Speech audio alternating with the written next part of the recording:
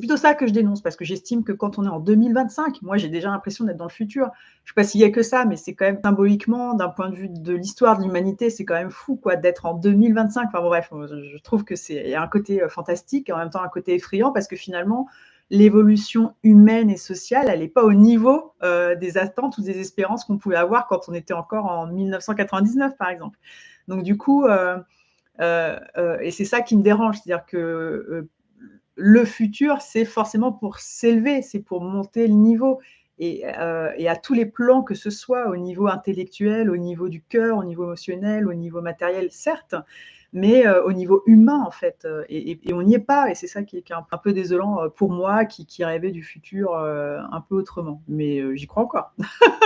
Voilà, j'y crois. Je vous ai perdu là, ça y est. Donc je voulais juste vous rappeler ça, de bien protéger votre identité personnelle quand vous venez papoter sur le chat ou vous venez voir un live en direct, que ce soit sur YouTube ou sur TikTok. Dès que j'aurai un ordinateur plus performant, on fera des lives sur d'autres plateformes.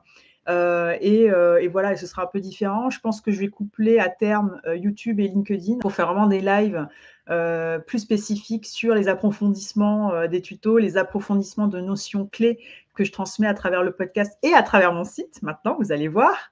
Et je ferai un autre couplage entre TikTok et Instagram, où là, ce sera beaucoup plus léger, ludique, presque du gossip sur les dernières sorties, les productions, et aussi travailler